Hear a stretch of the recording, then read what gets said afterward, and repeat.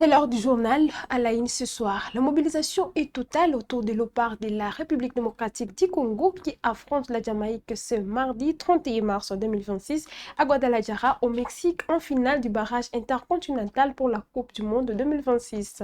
À la veille, le président Félix Antoine Tshisekedi appelle à la discipline et à la solidarité pour porter l'espoir de toute une nation. Même son de cloche du côté de l'opposant Moïse Katumbi qui évoque un rendez-vous historique pour un peuple en attente depuis plus de 50 ans.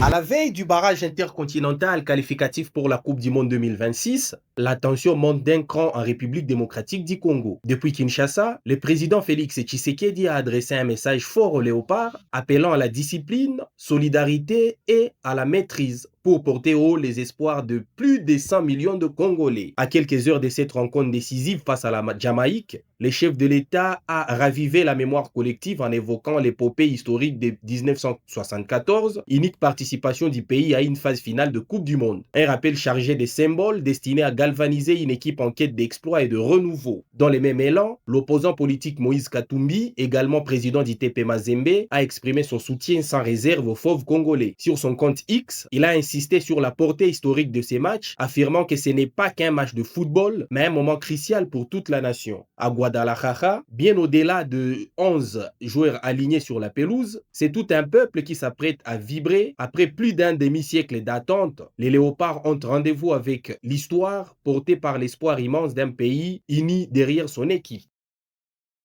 À l'issue de cette dernière séance d'entraînement, les cadres de la sélection congolaise affichent sérénité et détermination. Nous savons ce que nous devons faire, assure Cédric Bakambu, confiant dans la force du collectif. De son côté, Yohan Wissa se veut rassurant sur la condition physique. Leur réaction à suivre dans cet extrait. Je me sens bien, surtout physiquement déjà. Je me sens bien parce que j'ai retrouvé la forme. Voilà, je suis confiant en mon corps maintenant. Retrouver aussi les gars parce qu'après 6 mois d'absence, ça se fait ressentir. Donc ouais, franchement, assez très bien. Une charge de plus, non, mais on a le poids sur nos épaules de faire quelque chose de grand, donc voilà, on s'adapte à la température, on s'adapte à toutes les éventualités, donc voilà, en tout cas, ouais, moi je suis très content d'être là et pressé de donner le meilleur de moi-même. Contrôler le jeu, parce que voilà, c'est une équipe assez forte physiquement, voilà, on a des joueurs de qualité, maintenant, voilà, on a nos forces. On va essayer de marquer le plus rapidement possible et de pouvoir contrôler le match. On revient de très très loin, c'est vrai. Après avoir fini deuxième, après avoir joué les playoffs en Afrique, c'est vrai que là on est à un pas de faire quelque chose qu'on n'imagine pas. Donc forcément, il faudra des joueurs comme les anciens de calmer les jeunes. Et voilà, de faire notre match. Maintenant, ça donne le vertige que lorsqu'on a fait. On sait ce qu'on a à faire et j'ai confiance en mes partenaires. Je pense qu'on est armé pour aller défier cette équipe des nous, on va s'appuyer sur nos forces, à savoir une bonne assise défensive et après devant être tranchant et jouer tous les coups à fond. Est-ce que Cédric pour le moment, on n'y pense pas trop. Voilà, on a un match à jouer. On sait que demain, quoi qu'il arrive, le match sera difficile. Ce ne sera pas une partie de plaisir, mais voilà, on sera prêt et on va y aller avec nos armes. Justement, c'est vrai que vous étiez en tribune face à la rencontre Jamaïque-Macédonie. Qu'est-ce que vous avez pensé de cette équipe de la Jamaïque? C'est une très belle équipe, c'est une équipe qui est très physique, c'est une équipe qui est très rapide, très véloce et il va falloir se méfier. Mais je pense que voilà, comme je l'ai dit précédemment, on est armé pour cette confrontation et demain on va assister à un grand match.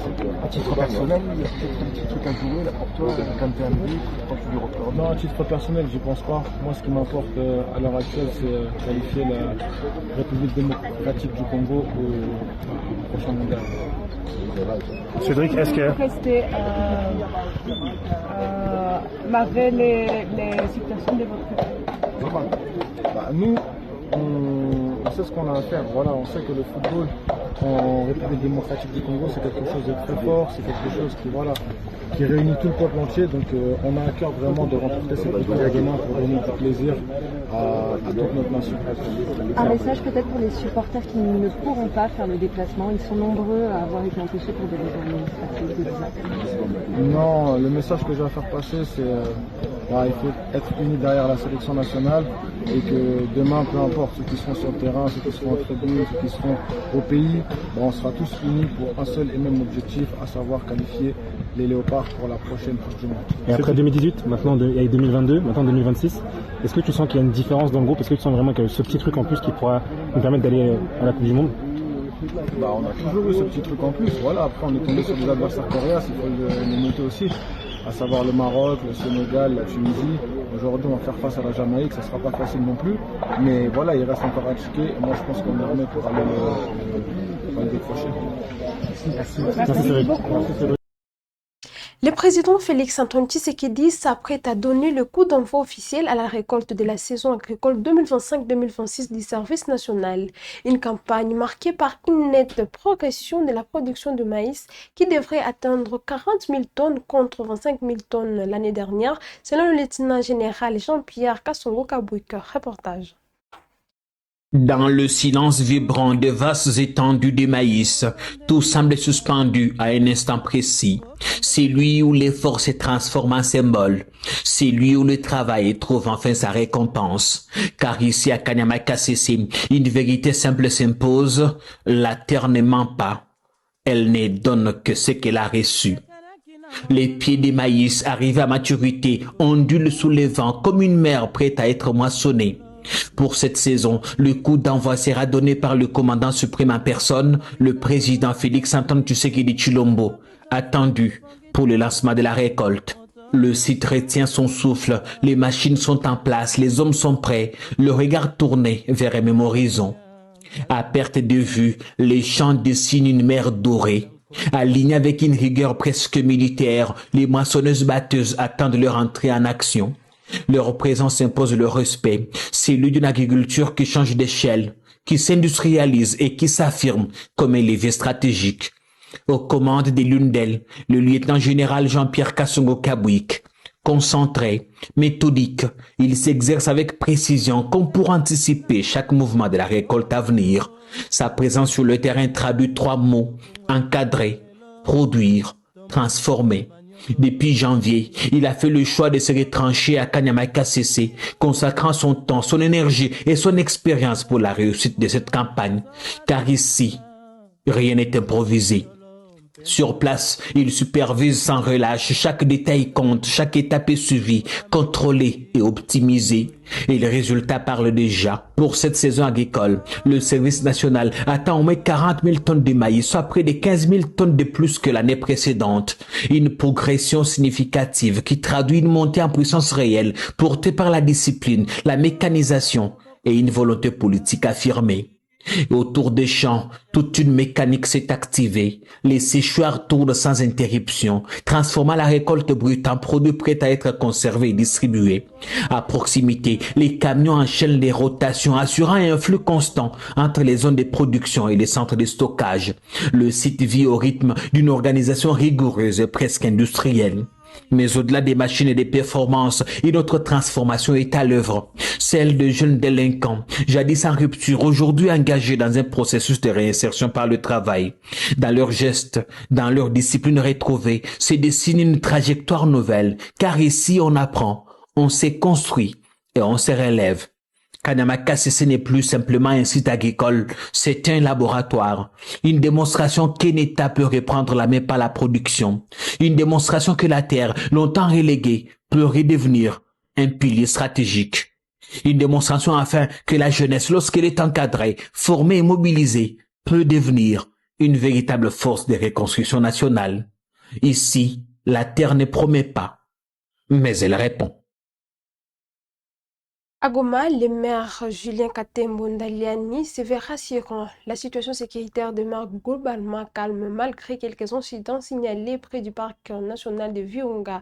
Lors d'une réunion avec les responsables urbains, il appelle à la vigilance et à la collaboration de la population avec les forces de sécurité. Par ailleurs, les autorités insistent sur l'identification de véhicules et le respect obligations d'assurance. Reportage.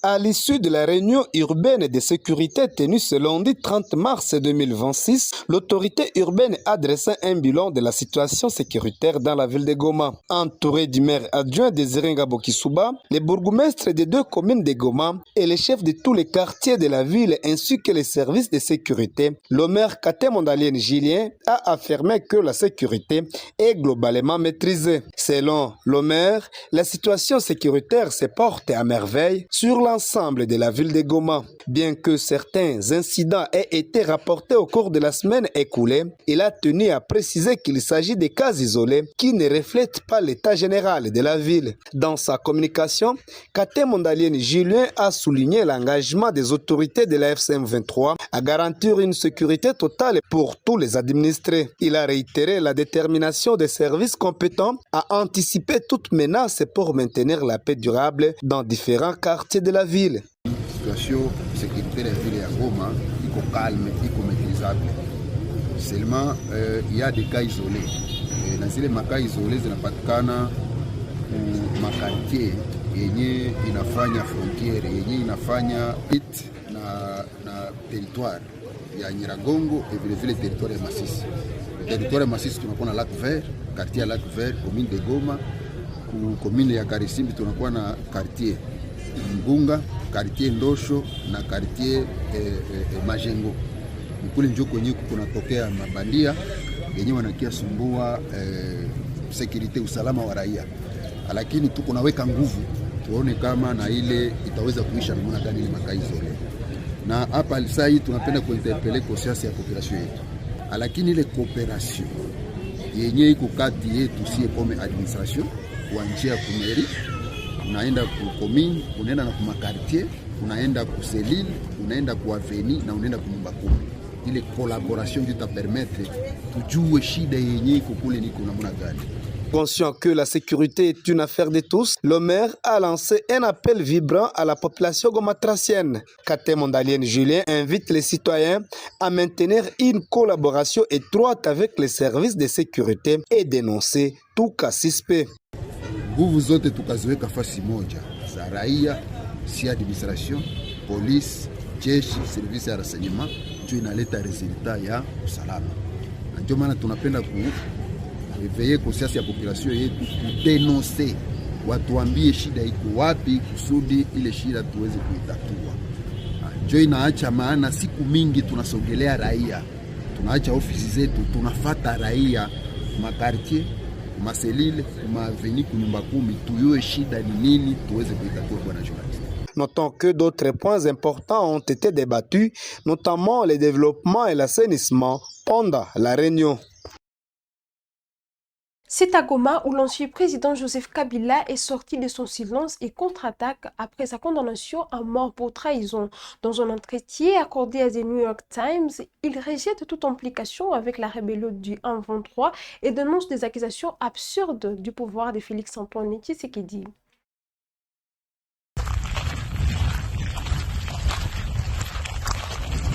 Depuis Goma, ville sous contrôle de l'F-123 dans l'est de la République démocratique du Congo, l'ancien président Joseph Kabila sort de son silence. Dans une interview accordée aux médias américains The New York Times, il explique fermement sa condamnation à mort pour trahison et rejette toute implication avec la rébellion du M23. Accusé par le pouvoir de Félix-Antoine Tshisekedi d'être le chef occulte de ces groupes armés soutenus par les Rwandais selon les experts de l'ONU, Kabila dénonce des accusations absurdes et affirme vivre sous protection rebelle uniquement parce que Goma est sous leur contrôle. Condamné par contumace en 2025, il échappe pour l'instant à toute arrestation. Au cours de cet entretien rare, les premiers en 8 ans, l'ex-chef de l'État reconnaît en demi-mot des arrangements politiques lors de l'élection controversée de 2018 en exprimant des regrets sur certaines décisions prises au pouvoir. Il critique également la légitimité des institutions actuelles congolaises. Malgré son exil passé en Afrique du Sud, Kabila justifie son retour en déclarant simplement « Je suis chez moi ». Interrogé sur un éventuel retour au pouvoir, il reste volontairement vague, préférant évoquer la nécessité des patriotes pour redresser le pays. Toujours influent et entouré de zones d'ombre, Joseph Kabila apparaît aujourd'hui comme une figure centrale d'une crise politique et sécuritaire persistante dans l'est du Congo, sur fond de tensions régionales et de rivalités pour le contrôle des ressources.